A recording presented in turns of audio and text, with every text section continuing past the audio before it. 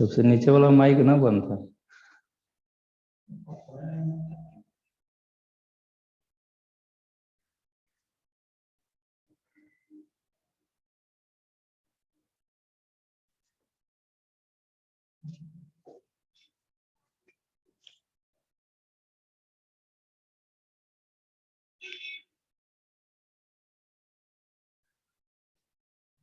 हो गया है।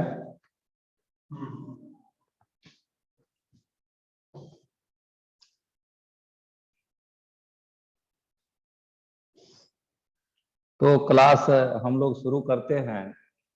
आज जो है आगे का कुछ पढ़ाई नहीं हो रहा है, पीछे के बेसिक बातें आपको बता रहे हैं, जिसको जान जाने के बाद कल जब आप क्लास में बैठकर पढ़िएगा तो आपको समझ में आए।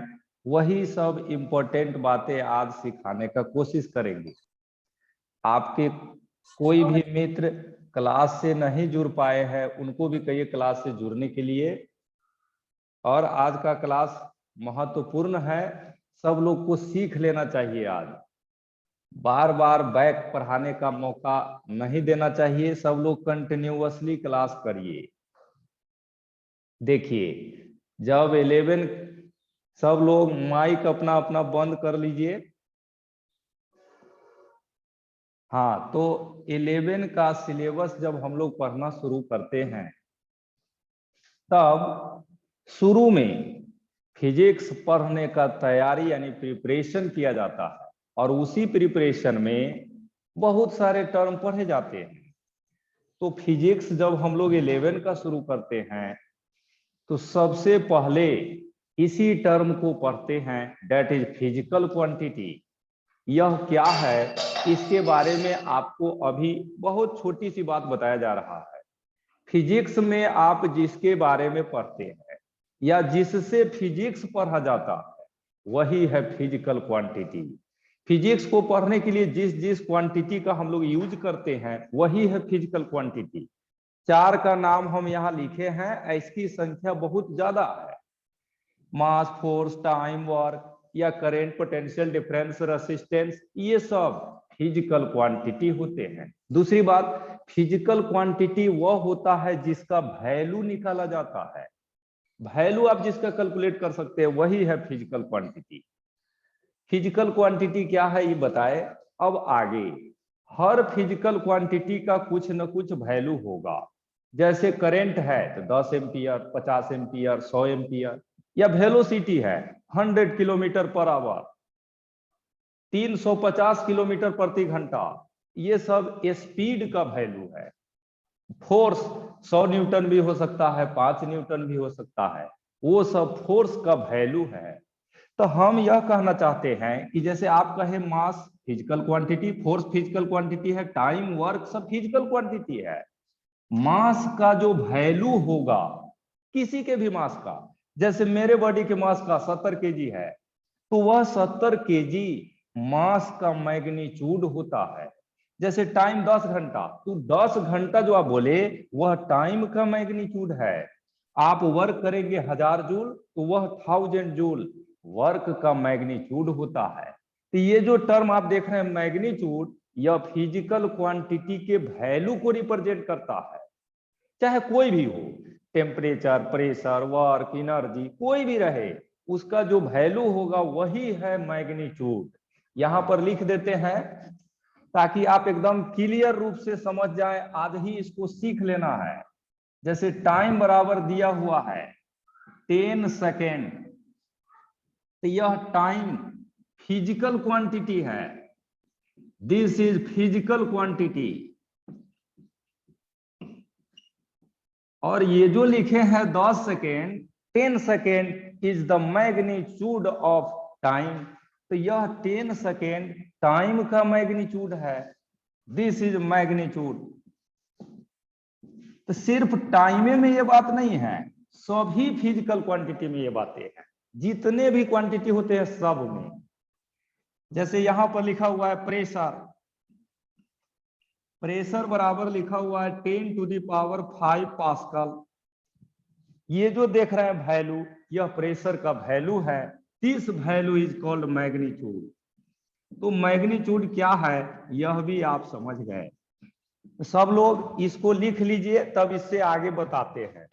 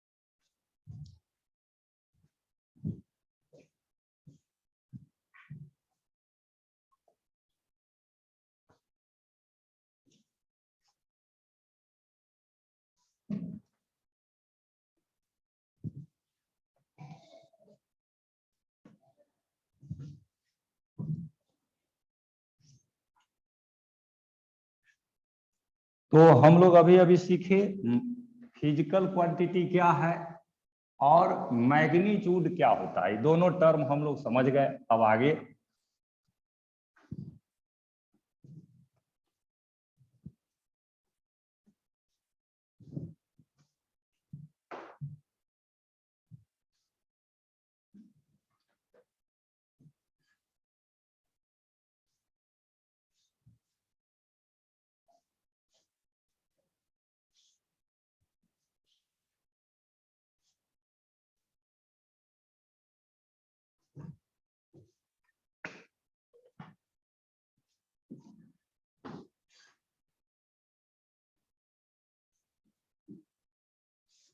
तो अभी अभी फिजिकल क्वांटिटी आप पढ़े हैं। अब कहा जा रहा है कि पूरे फिजिक्स में जो आप फिजिकल क्वांटिटी पढ़ते हैं वह दो तरह के होते हैं। एक का नाम स्केलर है, दूसरे का नाम वेक्टर है। जैसे अभी थोड़ा देर पहले कह रहे थे कि मास फिजिकल क्वांटिटी है, फोर्स फिजिकल क्वांटिटी है, वेलोसिटी फिजिकल क्वांटिटी है, टाइम फिजिकल क्वांटिटी है। अभी थोड़ा देर पहले हम लोग ये बातें कर रहे थे। अब यह बताया जा रहा है कि ये सभी फिजिकल क्वांटिटी को दो टाइप में डिवाइड किया गया है। एक को स्केलर कहते हैं, दूसरे को वेक्टर। स्केलर में उस क्वांटिटी को रखा गया है जिसके पास डायरेक्शन नहीं है। वह सभी क्वांटिटी जिसमें डायरेक्शन नहीं होता है, जैसे टाइम। टाइम हम लोग कहते हैं 10 घंटा। जैसे टाइम 10 घंटा लगा, यहां से नई दिल्ली जाने में टाइम 10 घंटा लगा। तो हम लोग टाइम जो मेजर करते हैं 10 आवर, उसमें कोई डायरेक्शन नहीं होता है। हम लोग कभी यह नहीं कहते हैं कि टाइम 10 आवर ईस्ट के तरफ है, टाइम 10 आवर नॉर्थ के तरफ है। तो टाइम एक ऐसा क्वांटिटी है जिसमें डायरेक्शन नहीं है। या मास को देखिए, मेरे बॉडी का मास 70 केजी है, 70 केजी। तो वह 70 KG north south east waste नहीं होते हैं। आप वर्क करते हैं, वर्क मान लीजिए 100 जूल आप किए, तो 100 जूल वर्क किसी डायरेक्शन में नहीं होता है। तो वैसे सभी क्वांटिटी जिसमें डायरेक्शन नहीं है वही स्केलर है। तो इसका एक ही डिफिनीशन है कि यह वह फिजिकल क्वांटिटी है जिसमें डायरेक्शन नहीं है। यहां पर लिखेंगे हैविंग नो एनी डायरेक्शन,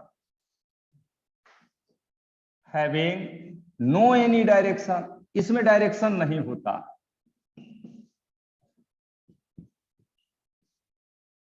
और इसका एग्जाम्पल लिखना होगा तो हम लोग ऐसे लिख देंगे, जिसमें डायरेक्शन नहीं है वो सब है स्केलर। जैसे वर्क, टाइम, मास, टेम्परेचर, ये सब वह है जिसमें डायरेक्शन नहीं है। ईटीसी। वेक्टर वह उसे कहते हैं, या वेक्टर में उस क्वांटिटी को रखा गया है जिसके पास डायरेक्शन होता है। यहां पर लिखेंगे हम लोग it have definite direction, have definite direction.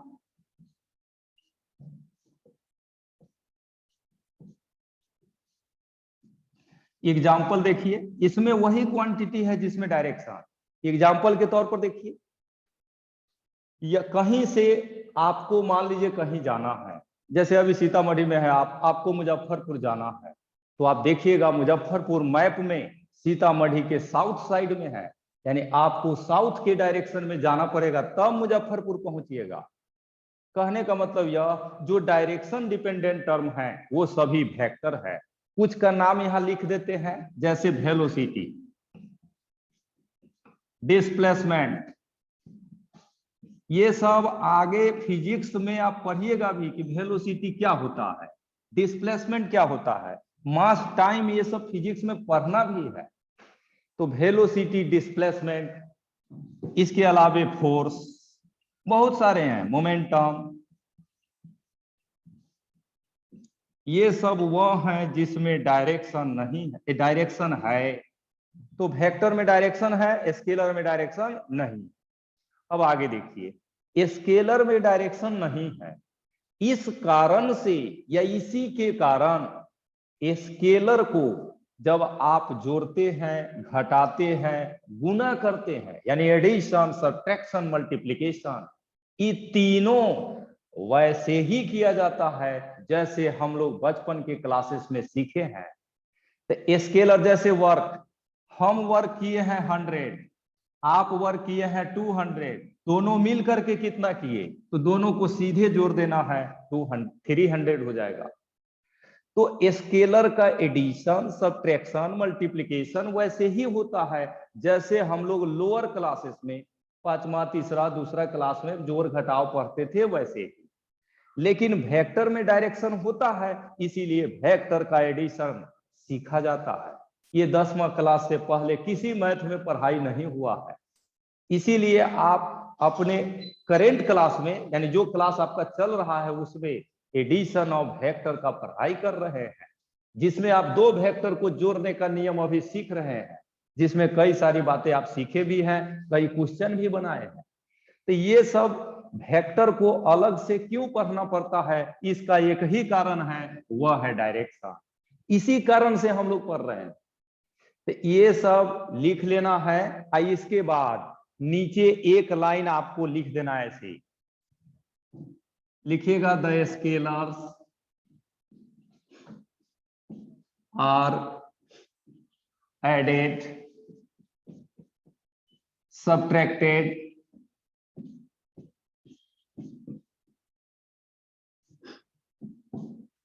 And multiplied by simple method, by simple algebraic method.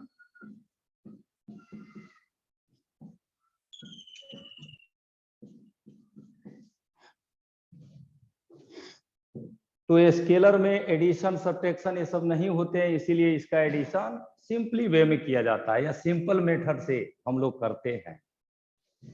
तो ये स्केलर का पढ़ाई यहीं पर खत्म हो जाता है, क्योंकि इसका एडिशन, सब्ट्रैक्शन हम लोग को पढ़ना नहीं है, 10वां से नीचे के मैथ में हम लोग पढ़ते हैं। अब बच जाता है वेक्टर, तब वेक्टर को पढ़ना। ठीक है, तो अब वेक्टर आपको बताते हैं, इस सब को लिखिए और इसको हटाते हैं, अब वेक्टर पढ़ते हैं।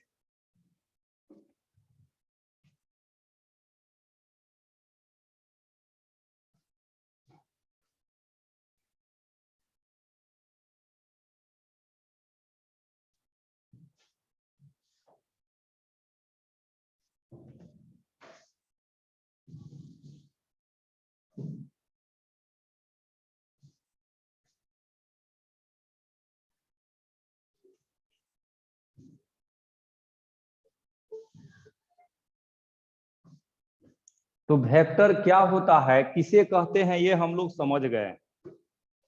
ठीक है, अब वेक्टर का शुरुआत करते हैं। शुरू में यानी स्टार्टिंग में वेक्टर से जुड़े हुए बेसिक बातें पढ़े जाते हैं।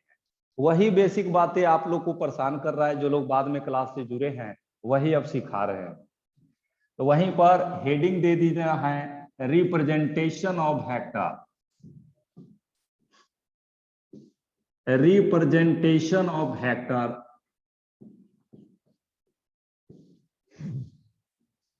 इसी में पहला नंबर में लिखना है द वेक्टर्स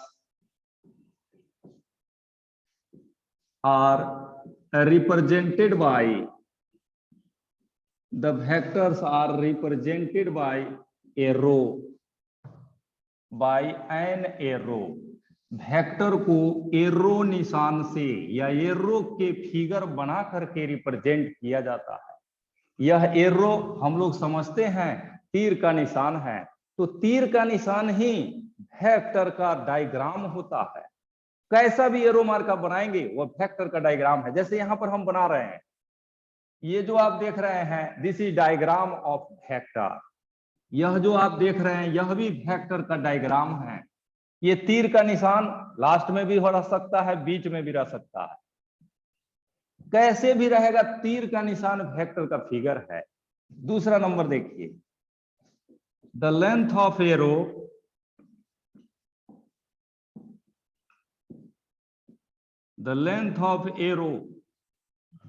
represent magnitude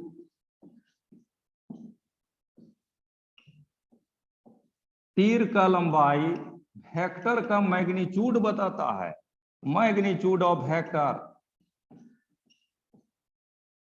तो किसी भी वेक्टर को एरो से बनाएंगे और एरो जितना लंबा होगा 2 मीटर 10 मीटर 2000 मीटर जितना लेंथ होगा एरो का, वही वेक्टर का वैल्यू होता है, यानी मैग्नीट्यूड होता है। जैसे यहां पर आपको बना देते हैं, देखिए यह एक वेक्टर है। यह वेक्टर ए से बी तक के बीच में खींचा गया है, ठीक है। यह वेक्टर ए से स्टार्ट हुआ बी तक गया है, ये वेक्टर का फिगर है। हम जानना चाहते हैं वेक्टर का मैग्नीट्यूड क्या होगा। मैग्नीट्यूड का मतलब वैल्यू क्या होगा, यहीं पर लिखते हैं मैग्नीट्यूड। तो मैग्नीट्यूड जो होता है वेक्टर का, वह एरो का लंबाई होता है, that is length of arrow. Arrow length vector को मैग्नीट्यूड को रिप्रेजेंट करता है, और इस एरो का लंबाई दिखाई दे रहा है कितना होगा, वह है आपका ए बी। तो एरो लेंथ वेक्टर के मैग्नीट्यूड को रिप्रेजेंट करता है। अब आगे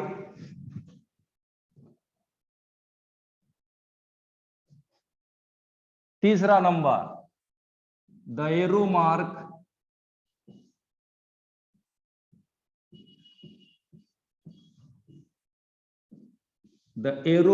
represent direction of vector।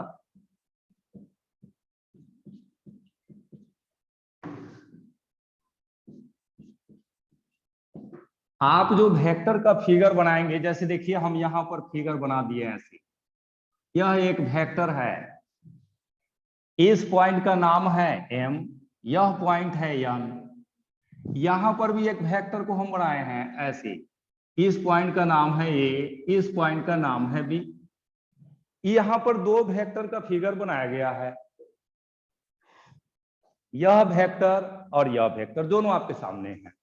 इसका मैग्नीट्यूड कितना होगा, अभी पढ़े हैं, तीर का लंबाई ही मैग्नीट्यूड होता है। अब डायरेक्शन की बात है, तो यह तीर का निशान बता रहा है कि यह वेक्टर का डायरेक्शन ए से बी की तरफ है।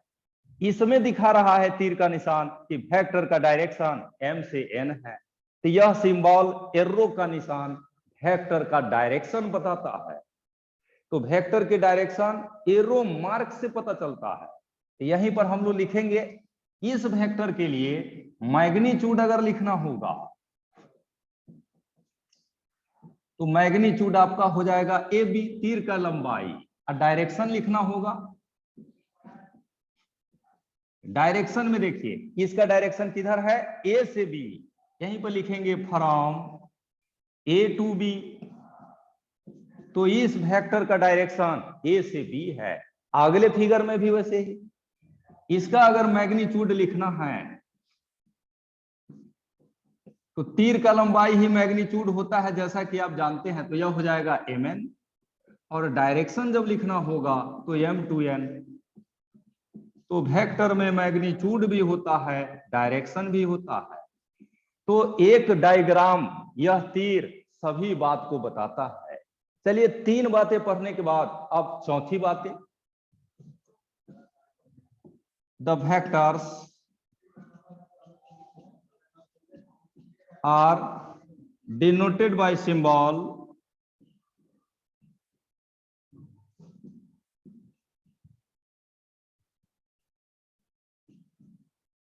देखिए ये वेक्टर का डायग्रामेटिकल रिप्रेजेंटेशन है कि वेक्टर को तीर के निशान बना करके रिप्रेजेंट करते हैं। अब जो बता रहे हैं यह वेक्टर का सिंबल है। क्या बता रहे हैं एक बार समझिए।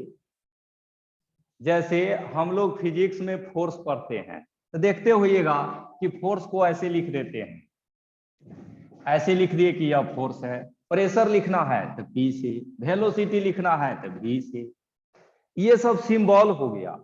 उसी तरह से वेक्टर के सिंबल इस तरह से लिखे जाते हैं। देखिए यह A vector, B vector, mn vector, ab vector, ये सब जो देख रहे हैं these are the symbols of vector. तो ये वेक्टर का डायग्राम है और यह वेक्टर का सिंबल है। सिंबल में अल्फाबेट ABCD में जो 26 लेटर होता है उस अल्फाबेट के ऊपर तीर का निशान लगा दिया जाता है। यह तीर का निशान हमेशा लेफ्ट से राइट के डायरेक्शन में बनाना है। ये सिंबल है। अभी जो आप एडिशन ऑफ वेक्टर पढ़ रहे हैं, सब लोग तो पढ़ ही रहे हैं, क्योंकि आप आगे की भी बात पढ़ रहे हैं। वहां पर देखिएगा हम लोग ऐसे पढ़ रहे हैं ए वेक्टर प्लस बी वेक्टर। ये जो देख रहे हैं this is symbol of vector, यह भी देख रहे हैं सिंबल ऑफ वेक्टर। तो वेक्टर को इस तरह से हम लोग सिंबलाइज करते हैं। तो वेक्टर से जुड़ी हुई 4 बातें आप यहां पर सीखे। इसको लिखिए, 5वीं बात आपको बताते हैं। अब बेसिक यही है, ये सब लोग को जानना चाहिए।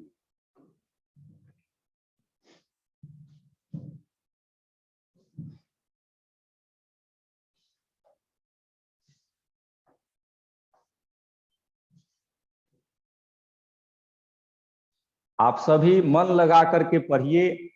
ये बात सच है कि वेक्टर फिजिक्स से थोड़ा अलग है, लेकिन फिजिक्स में भी पढ़ना है और इसका इस्तेमाल हर चैप्टर में करना है। इसीलिए सब लोग मेहनत करके अच्छा से सीखिएगा इसे।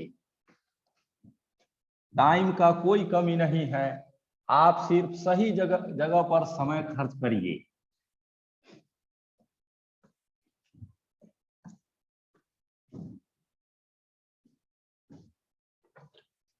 अब देखिए 5वां, रिलेशन बिटवीन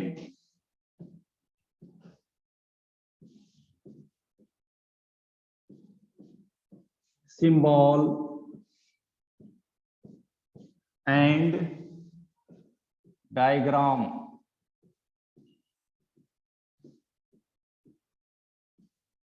ऑफ वेक्टर। अभी 4 महत्वपूर्ण बातें जो आपको बताए, इसमें डायग्राम भी बताए हैं और सिंबल भी बताए हैं। अब सिंबल और डायग्राम को रिलेट कर रहे हैं, हम रिलेशन स्टेब्लिश कर रहे हैं। तो अभी आप क्या पढ़े हैं कि वेक्टर को तीर के निशान से रिप्रेजेंट करते हैं। अब देखिए इस पॉइंट का नाम दिया हुआ है M, इस पॉइंट का नाम दिया हुआ है N। एक दूसरा वेक्टर ऐसे ही खींचा हुआ है, यह N है, यह M है, Mn, यह भी Mn है। नेक्स्ट, ये वेक्टर का फिगर है, हम इसी वेक्टर का सिंबल लिखना चाहते हैं इस तरह से। तो इसमें बातें बिल्कुल क्लियर है।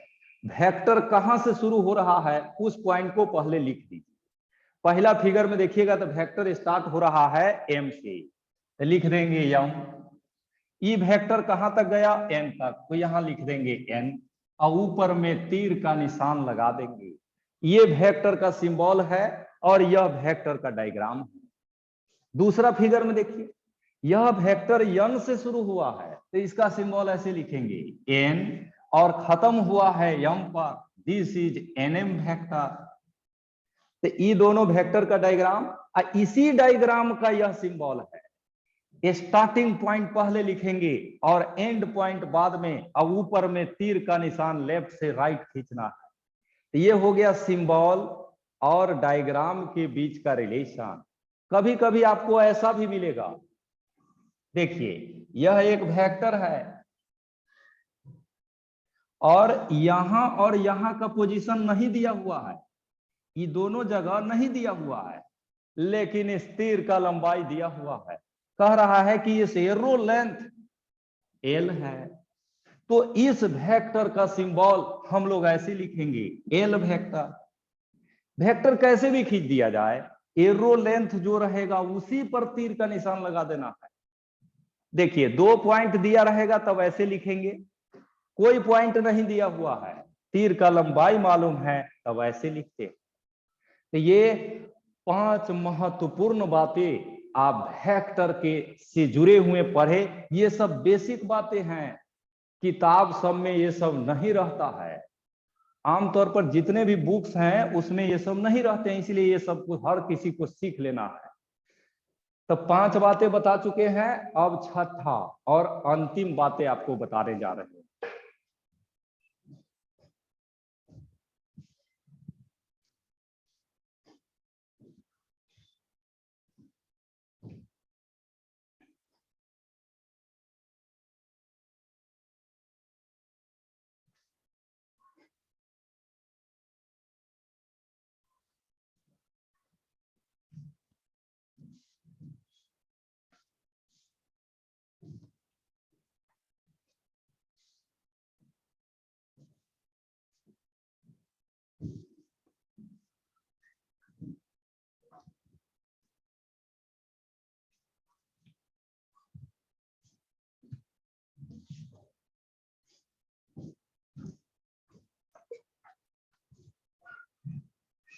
तो 6 नंबर सीखने के लिए सब लोग रेडी हो जाइए।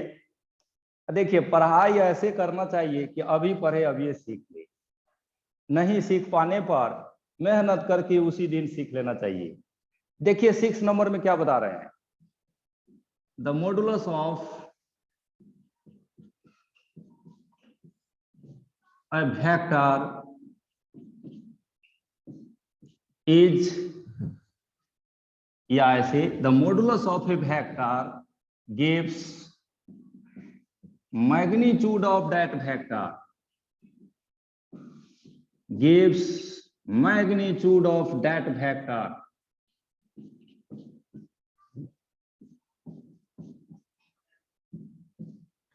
ये जो हम लिखे हैं इसको सब लोग समझिए।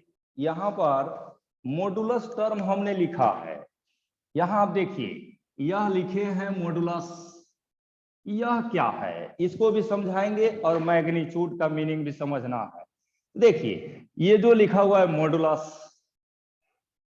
यह और कुछ नहीं है। जैसे आप देखिए यहां पर यह x है, इस तरह का निशान अगर आप यूज करते हैं, ये दोनों देख रहे हैं पैरेलल लाइन है, वर्टिकल लाइन है, यह दोनों लाइन को ही मैग्नीट्यूड मॉडुलस कहा जाता है। तो मॉडुलस का सिंबल यही है। अब उस लाइन को पूरा समझते हैं। कह रहा है कि the modulus of A vector, यानी आपको यह दोनों लाइन वेक्टर के लिए खींचना है। खींच देते हैं यहां पर, जैसे देखिए यह ए वेक्टर है, अगर आप ऐसे मॉडुलस खींचते हैं तो यह ए वेक्टर का केवल मैग्नीट्यूड बताता है। This represents magnitude. मैग्नीट्यूड का मतलब आज क्लास के शुरू में बताए थे। देखिए पढ़ लेने के बाद भी जानबूझ के अनजान नहीं रहना है।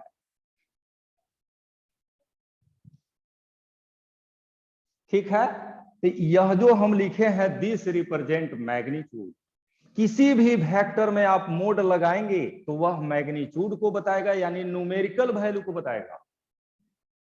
अब आगे देखिए, यह समझ जाने के बाद अगर ऐसे लिखा हुआ है वेक्टर, मोड नहीं लगा हुआ है, तो इसमें मैग्नीट्यूड भी है डायरेक्शन भी है, क्योंकि वेक्टर में दोनों होता है।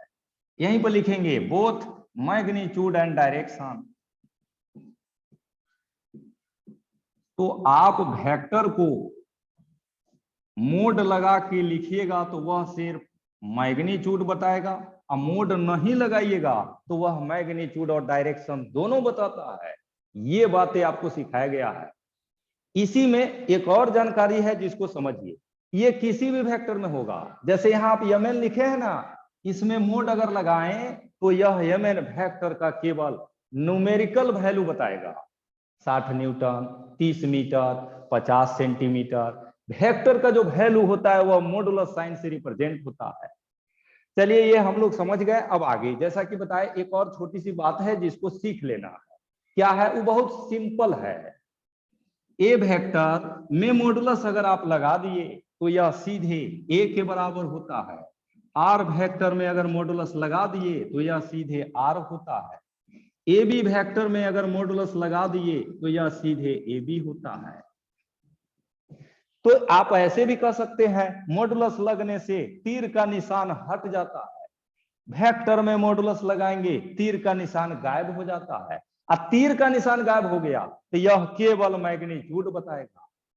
तीर का निशान है तो दोनों डायरेक्शन मैग्नीट्यूड दोनों बताएगा। तीर नहीं है, एरो मार्क यहां नहीं है, तो यह केवल वैल्यू बताता है। इसका एक छोटा सा एग्जाम्पल भी आपको बताते हैं। ये सब पूरा लिख लीजिए। अब इसी को सिखाने के लिए यहां कुछ एग्जाम्पल आपको बताते हैं।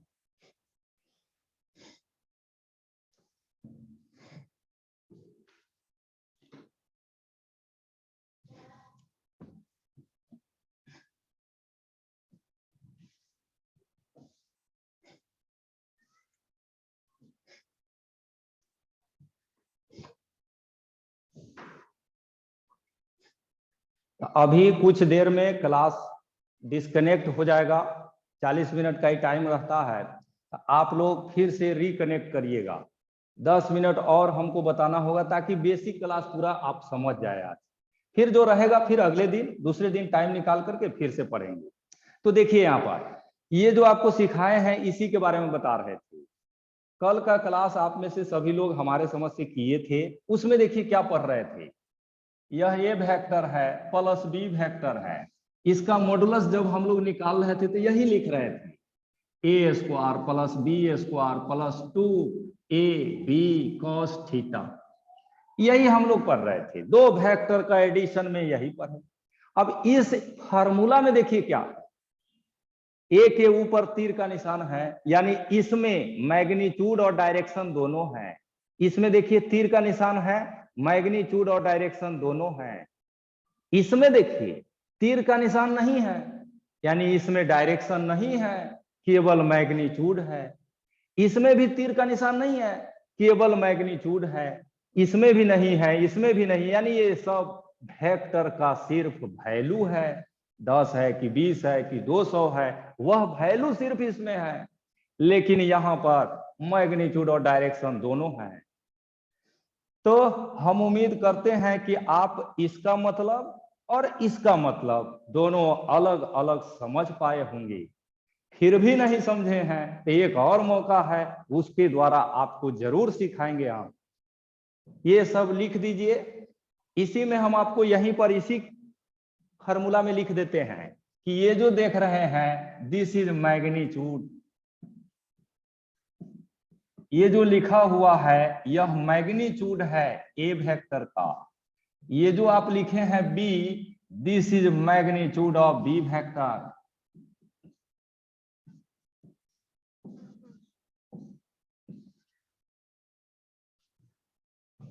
तो यह ए वेक्टर का मैग्नीट्यूड है, यह बी वेक्टर का मैग्नीट्यूड है।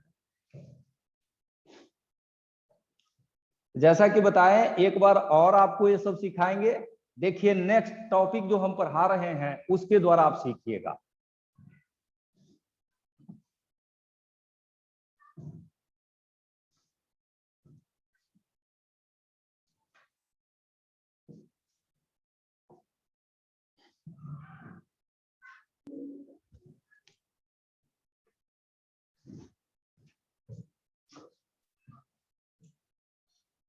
तो इसको भी हटा देते हैं। अब नया जो नेक्स्ट पढ़ाना है उस पर हम लोग ध्यान फोकस करते हैं।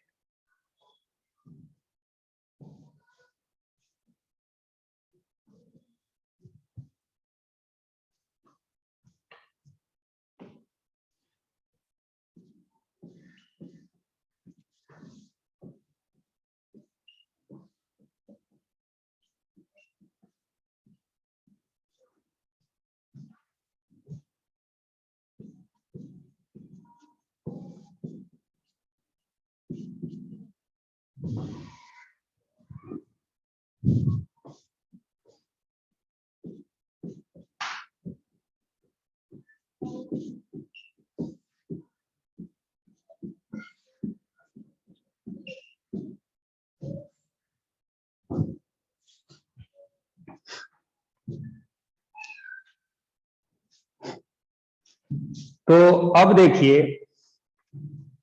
हम सब लोग जो वेक्टर का बेसिक बातें सीख रहे थे, उसी वेक्टर को लिखा कैसे जाता है ये सीखने आ गए हैं। ठीक है, इसी को अब सिखा रहे हैं आपको। सब लोग यहां ध्यान दीजिए, यह जो हम फिगर बनाए हैं इसमें यह एक्स एक्सिस है, यह वाई एक्सिस है।